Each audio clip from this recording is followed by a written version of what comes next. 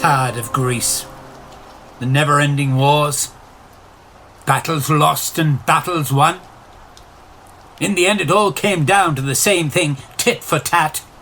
A blame game. I tired of who I was. Euripides, the playwright. Always a thorn in someone's side. My own anger wore me out.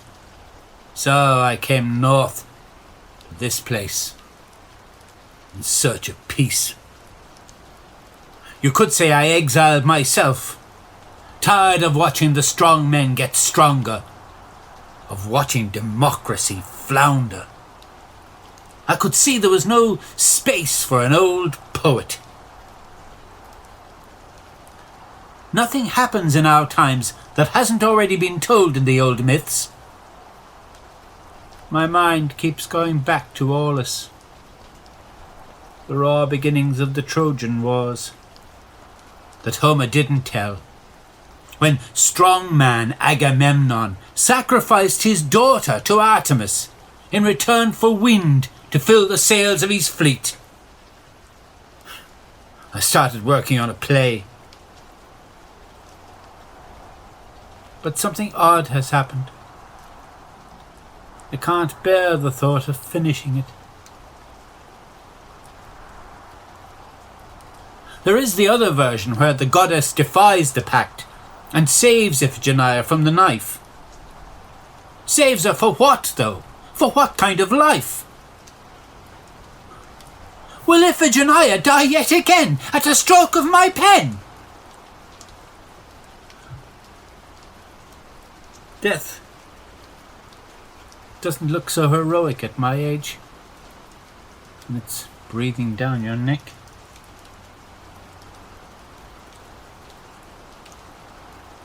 Is there a right ending to a story like this? Either way, she's a slave to someone else's will.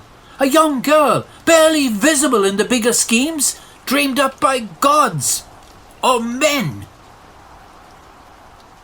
The vanity of a cuckolded husband demands the public stage of war.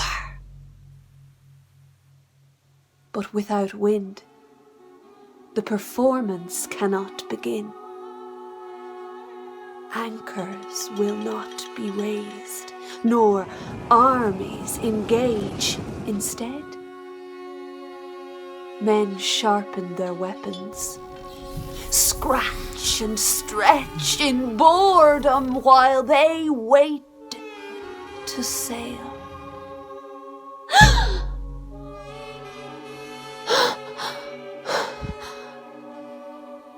The first victim of this war will die here today.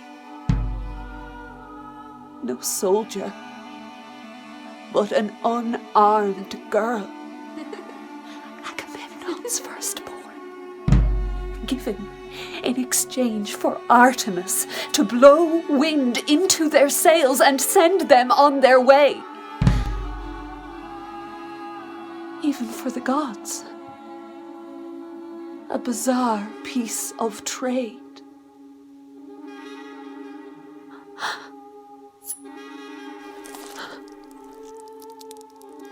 Her blood on the altar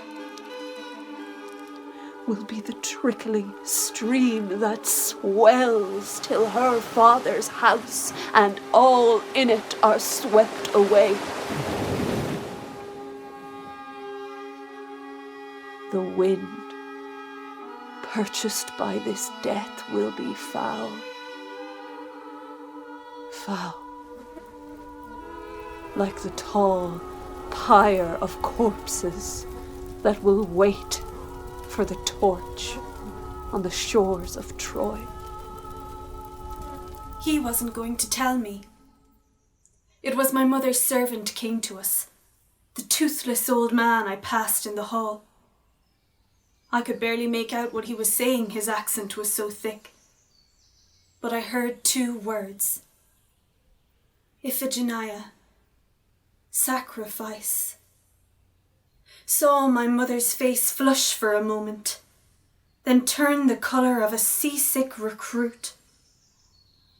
She listed as if a wave had struck, repeated the words, and the sheer dread in her voice churned in my gut, spread up my spine and down my legs so I couldn't feel my hands or feet.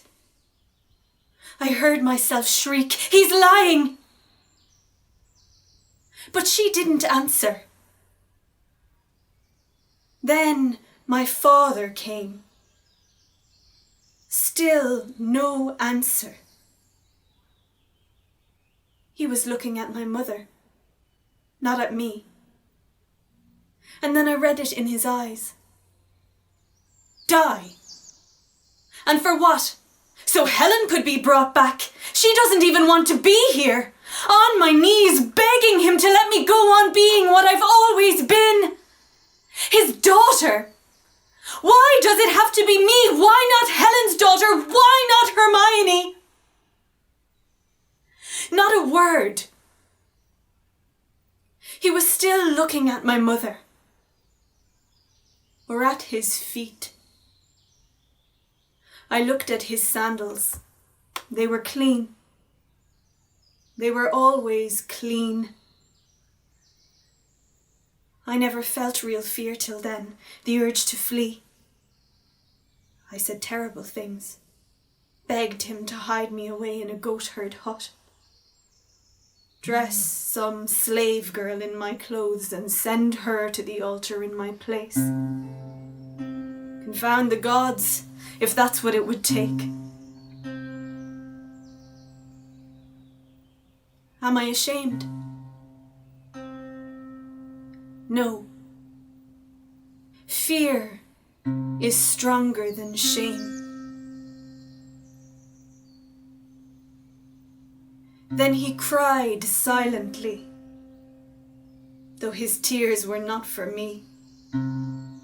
He showed me no pity, but kept it to anoint himself. Agamemnon, my father, my whole life, a lie. Will you watch as the priest draws his blade across my throat? Will you hold me down yourself like some dumb animal? Feel the rush of warm blood on your clean skin? You might as well. Your hand is on every other part of this. His guard will be back soon. My poor mother, her tears could drown us all. I have none left. Fear is stronger than grief.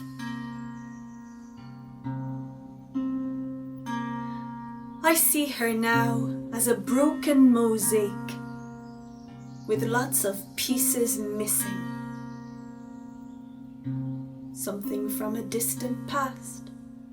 And I know the readied knife has already severed me from everything I loved. What happened, Iphigenia? You came out fighting, your instincts primed at full throttle. You threw yourself at your father's feet, arms around his legs, and begged for recognition, for mercy, for your life.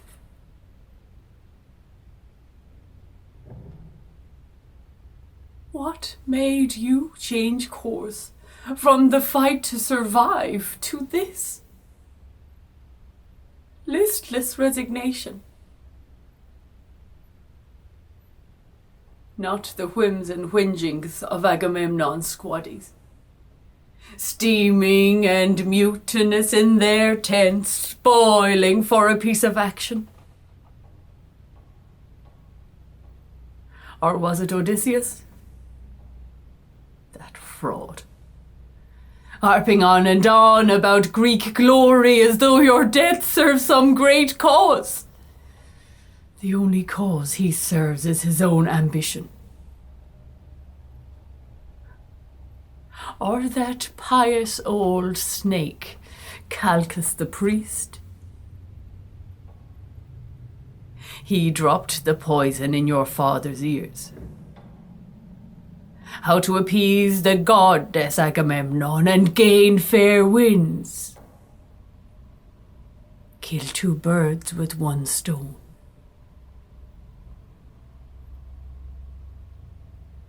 Kill 2 birds and still your fluttering heart.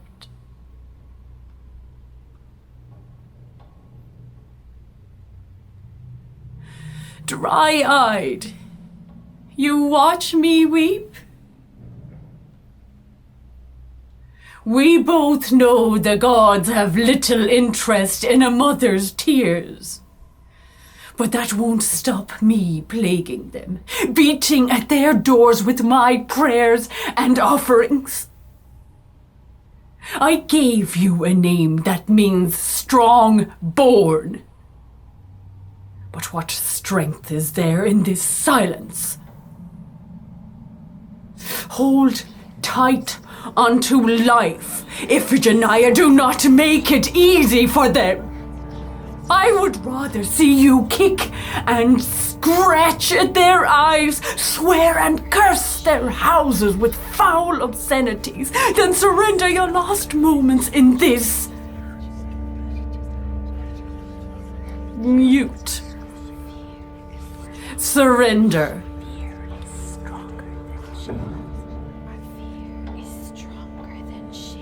Fight them, my child.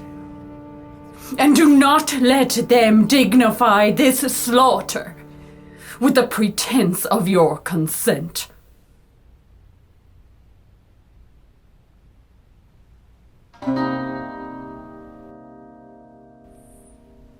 Blame is a coin, passed down from hand to hand. It starts off hidden in the fists of powerful men, but like most things they want to be rid of, it finds its way down here to the likes of us. I'll give you an example. Helen runs off with Paris. Good riddance, I've heard some say. But her husband, a powerful man, gathers the lords, all their ships, all prepared for war. When out of nowhere this eerie stillness descends. We wait. Temperatures rise. We wait some more. Supplies run down. The men wager and squabble. Nature won't comply. So Agamemnon sends Calchas to go find out the gods' true intentions. The priest comes back with sly and sinister counsel. Artemis bears a stubborn grudge, he says. There'll be no wind till Agamemnon pays a price with his own kin. Next thing we hear the officers muttering. Years of loyal service, no thanks, bad mouth on the eve of a campaign. While Calchas drip feeds hints in high places. The men couldn't be trusted.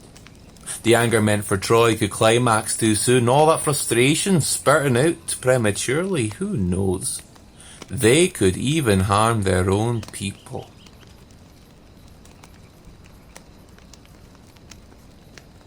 As though we couldn't tell friend from foe.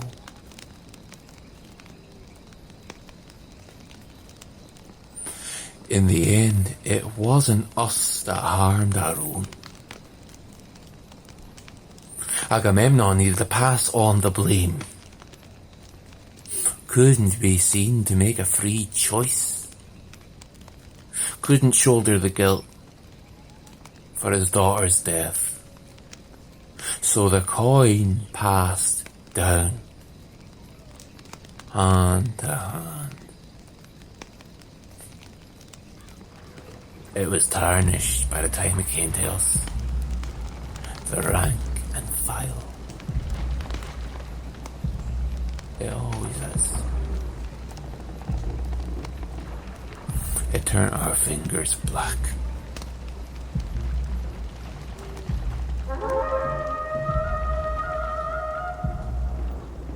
Shame. That was the first time in my life I'd felt it. When her mother looked at my scabbard, then looked me in the eye. My cheeks flushed like a boy's. I couldn't believe it when they told me that I was a pawn in Agamemnon's plot. He promised me Achilles as bait to lure his daughter to Aulis. Now she and her mother were on their way in a flurry of wedding plans and giddy girl servants. I was speechless. I was also first. It didn't even occur to him to ask. He just dangled me there like some kind of trinket and expected me to play along like all his lackeys. When her mother found out the truth, she brought the girl to me. She was so young. I couldn't take my eyes off her wrists. So bird-boned, a man could circle them both with one hand.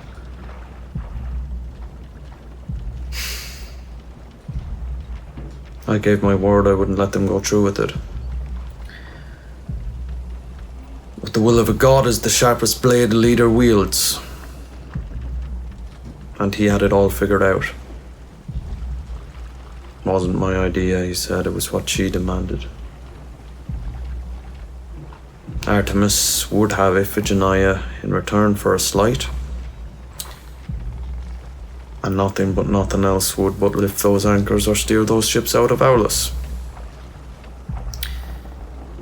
And you know how things go, and so did the men. What did they care after all for a slip of a girl when all the riches of Troy were out there waiting for them? All they needed was a fair wind. In their mind's eye, they already saw themselves cloaked in victory spoils, rhymed into heroes for the people's ears, welcomed into warm beds.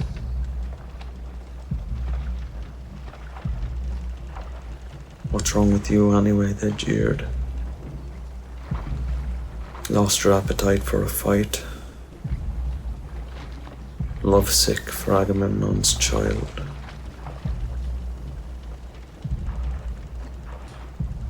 That made them laugh.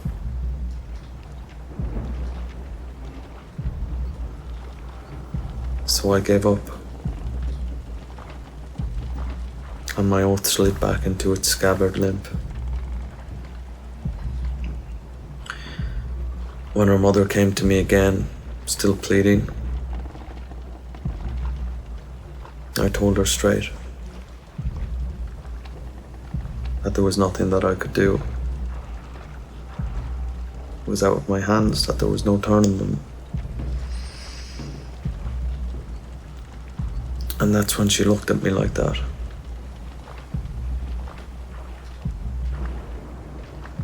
I half expected her to spit.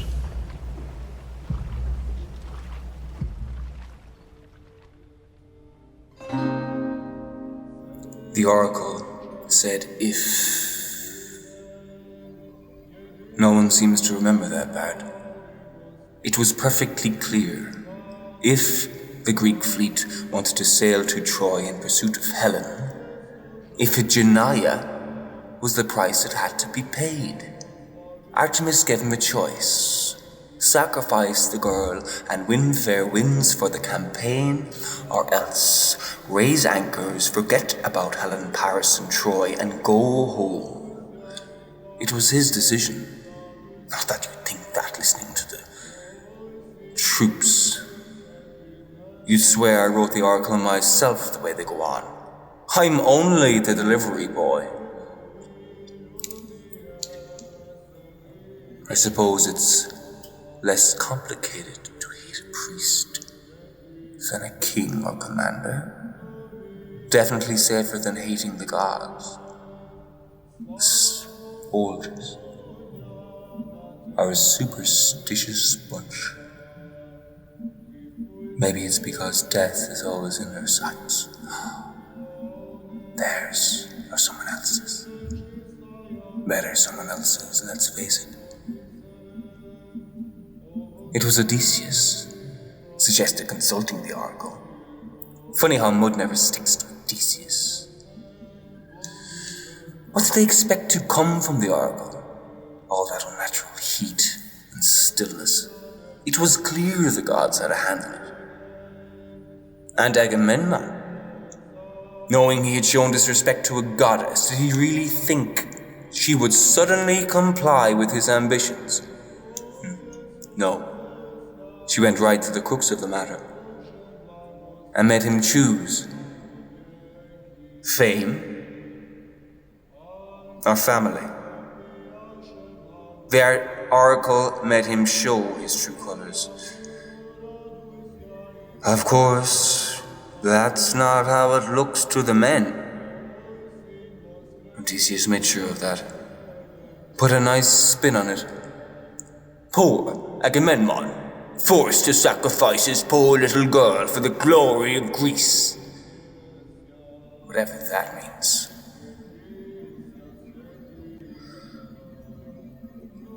Well, it's not a priest's job to be popular, is it? I have no illusions. The only reason the king keeps me close is his own fear of the gods. Fear is the correct instinct when it comes to the divine will.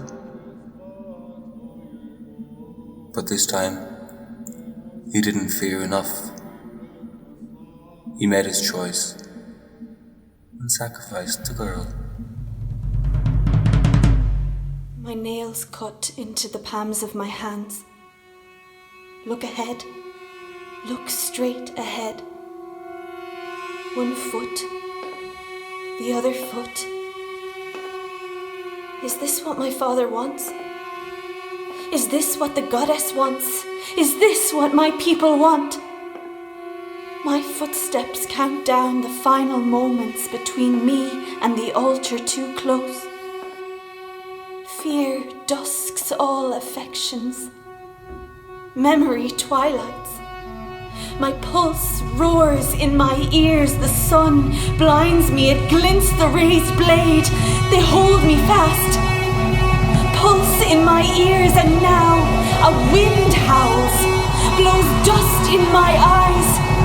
Bright gale of her presence sweeps me up. Stolen. I am stolen!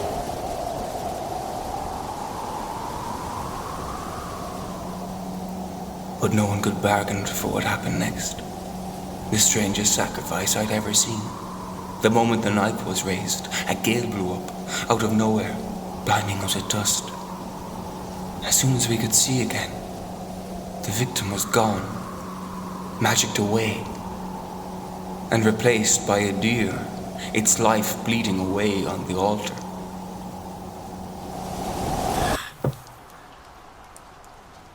We all know the girl is blameless. Whether she meets the knife in terror or patriotic fervour is hardly the point. She is the goat Agamemnon sacrifices to escape his own obscurity. Of course, he calls it sacred right. That's how the magic works. All that violence channeled into one staged act. The men buy into it too. They know a soldier's fate is sacrifice, and sooner or later they too will pay that price. The public don't like too much meddling with their myths. You think I haven't tampered with the plot? Go back and watch again. I expect you'll find that no one in this play believes a god demands the murder of a girl. And yet a father, driven by ambition, blind, kills his own offspring. You think the girl looks powerless, resigned. Well, who would choose such a way to die? We sell it as a surrender to the greater good. And you call that denial.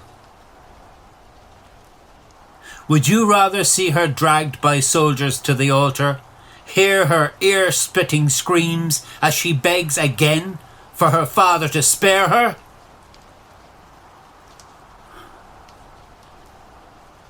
Maybe I've seen enough pointless killing in my time. The ending's not what I'd have wanted, I'll grant you that. Maybe I didn't take any risks. Maybe I was just old and tired. But divine intervention's a pretty safe card. The truth is, when a story leads to such a cruel cul-de-sac, sometimes magic is the only way out.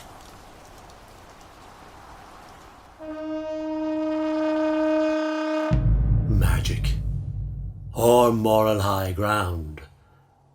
Time the playwright made up his mind. He wants to keep his audience happy and still make them think for themselves, so he knocks them out with his gimmicky goddess and expects them to go home debating the deeper moral issues of the tale. He paints me, Agamemnon, as the villain of the piece, who slays his own child for blind ambition. Not so blind. I've seen more blood than I'd like. But try as he might with his weasel words to make you hate me, you know what it is I have to do. You know what happens to a conquered people. I let my child die, so you don't have to. Child killer.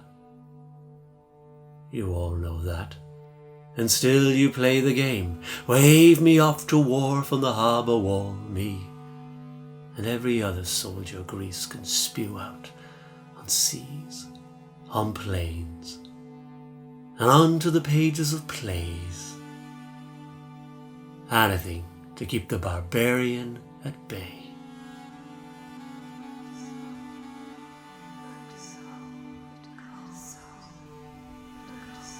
And so it goes.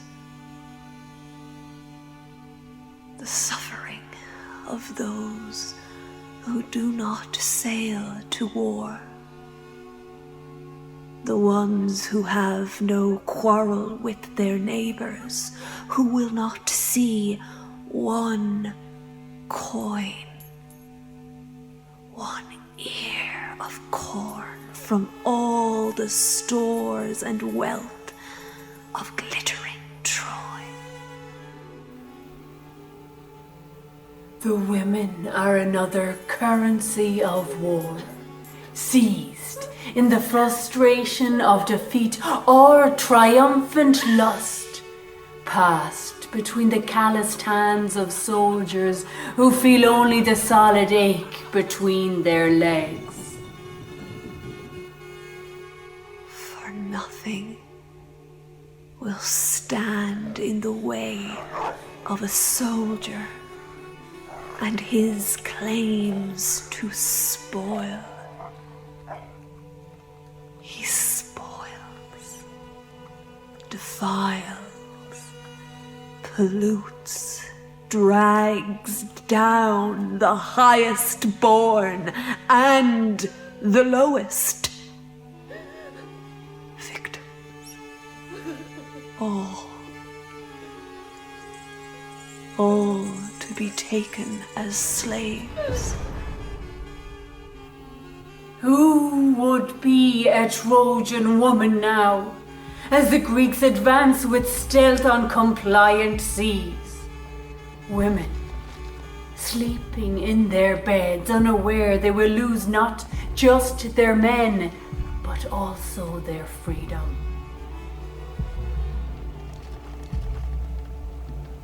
And dark shadows of doubt take hold in the hearts of Greek wives on the harbour as they watch their men depart. And the creeping sense of being left behind. Which of of their men will be taken by the tide, which by the sword. The war is not here. Not now. But it stalks their lives. Ever present is the carrion crow, the black feather that lands on the doorstep at dawn. A crow overhead as you walk to the market. A rustling in the eaves as the children sleep. And so it goes.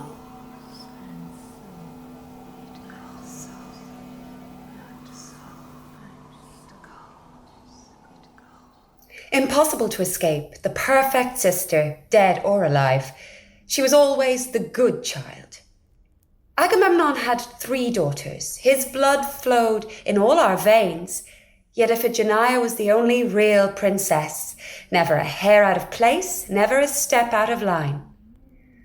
While Electra and I played catch with our little brother, she sat with our mother, learning to weave. I don't know that we were all that raucous, or if we just seemed that way when we barged in on her solitude over and over again. There were only 4 years between us, and yet I can't remember her any younger than 10. It was as if she was never really a child, always nearly a woman. Sometimes Electra and I giggled so hard we were banished from the table. Sometimes when Father dealt harshly with us, her cheeks would fill up and her eyes burn. That used to make me really mad. What was she getting so upset about? She wasn't the one going without dinner or being sent to bed early. She was so bloody good. It got on my nerves. But not even Iphigenia could challenge Agamemnon, our king, lord, and father. When he sent for her to go to Aulis to marry Achilles, it was like something from the old stories our nurse used to tell us at bedtime.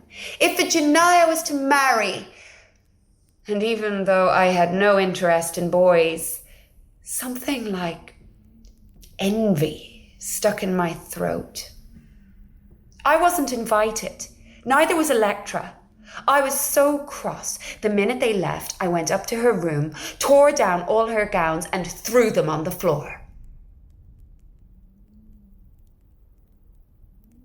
What kind of a sister does such a thing?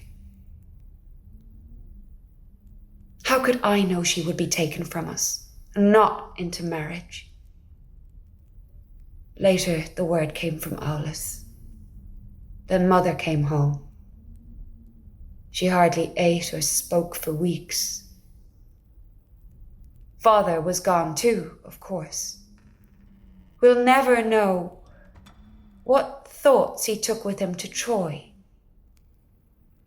What was the last thing she said to him? Or the look on her face as she walked towards the altar? What did he see there? Was it accusation?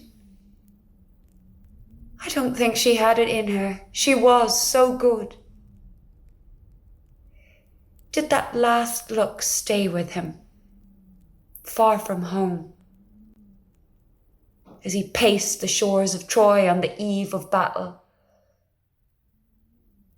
Or looked up at the night sky, at the same stars that lit up our nights in Mycenae?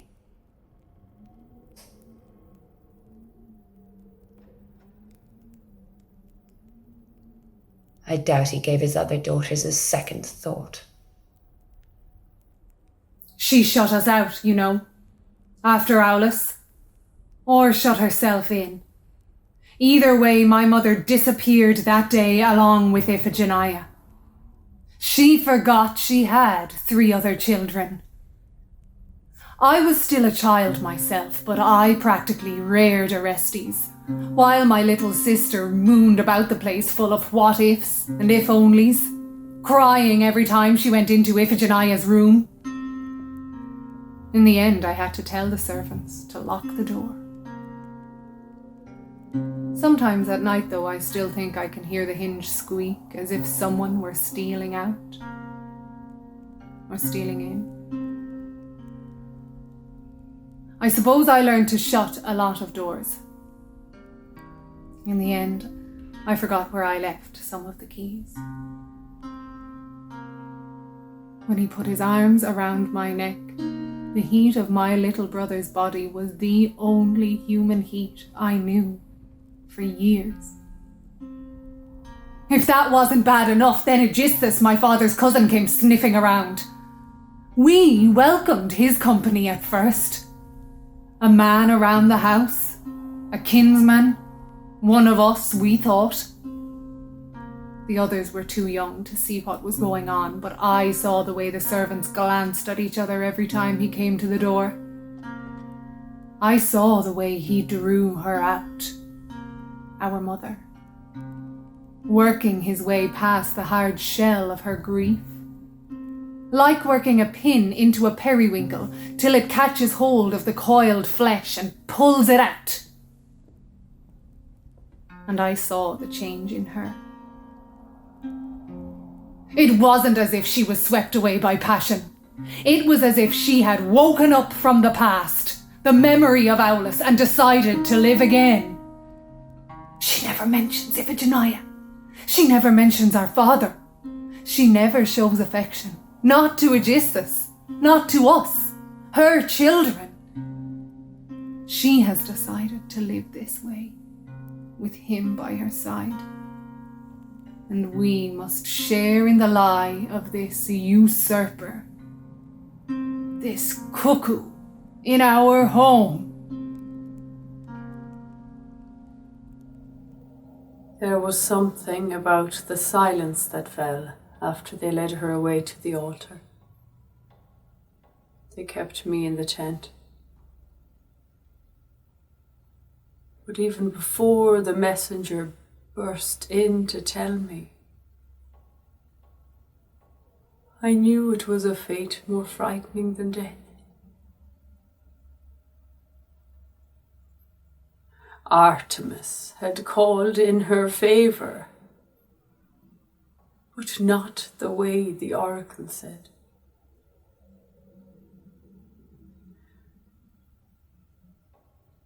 This was a miracle that brought no joy.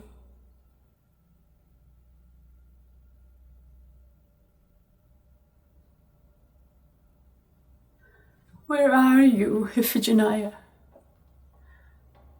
Are you alive or dead? And can you hear me?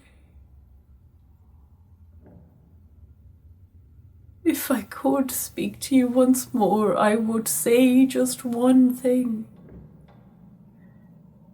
That you are loved and loved and loved. I can't bear to think of the last words I spoke to you. That I talked of things as stupid as strength and dignity when all I wanted to say was live. Iphigenia, live. Your lovely young body. And who will comb your hair?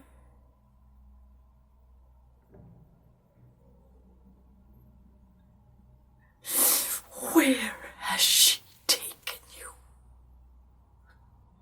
And what language do they speak there? And do words mean anything anymore? Mother, father, Greece. And what is Greece? The Greece we know has sailed for Troy, and it rocks on the tides. And we women wait, suspended between a past we know and a future we cannot predict. Women, all in the same boat, not knowing who will return to our harbours.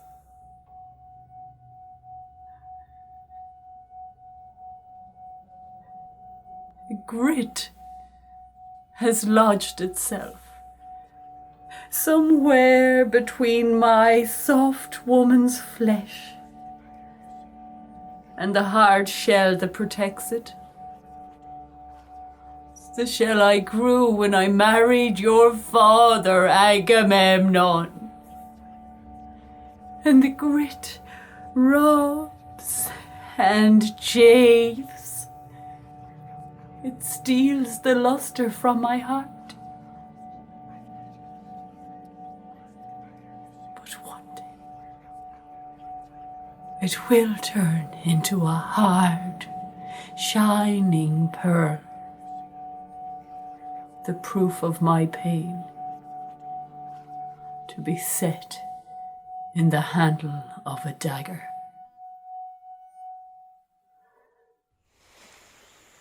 My second spawning was here on these shores in Taurus. The start of a new life, gifted by Artemis. Though I didn't ask for it, any more than I asked for death in Aulis.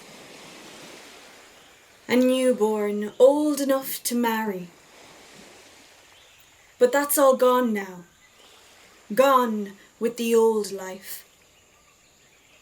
I belong to her now, chaste priestess.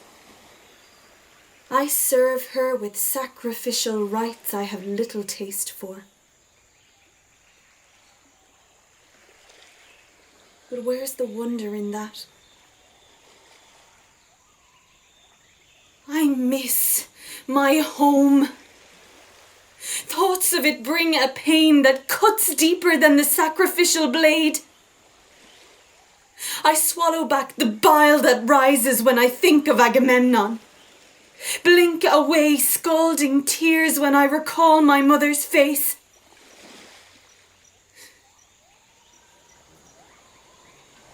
In my mind's eye, I try to see only my home. No family, no servants, no friends. I walk through the empty rooms and courtyards and touch each blessed object as I go. The squeaking hinge of my bedroom door. The little pewter cup cook used to give me in the kitchen when I'd slip in there after quarrels with my sisters. I don't understand what the birds are singing in this place. I don't know what it is they're saying to me. And not one of them comes to the doorstep when I scatter crumbs. They do not share in the little I have to offer. These pictures of home in my mind will fade. And I don't know if that's good or bad. I don't know if I want to hold on to them. If they are the truth. Or a lie. Who will tell my version of Aulis? Will the aloneness of my walk to the altar be erased in some flashy theatrical trick on the stage of war? My father's blood still courses in my veins. Unbleeding pain worse than death. I would welcome Aulis now. The kind, uncoupling knife.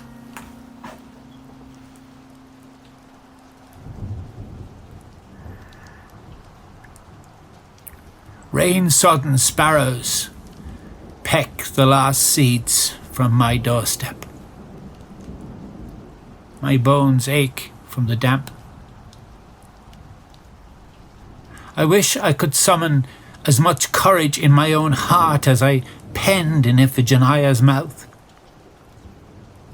She knew. No rite or miracle would change the course of Sacrificial Wind. She knew that men would set 1,000 sails against their better senses, and still she laid bare her neck to the knife and shamed the house of Atreus. I want to believe that suffering can be contained by the will of the gods, so it won't infect us all.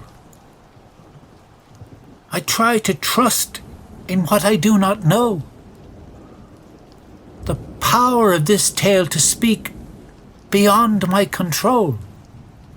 A different kind of magic that no one can predict. The one that happens in the minds of those who witness it.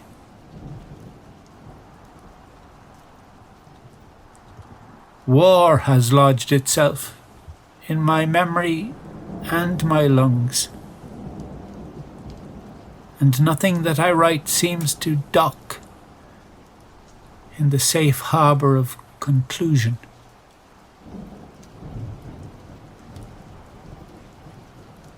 Take this sad tale where you will. Raise its anchor from my heart. Cast it adrift.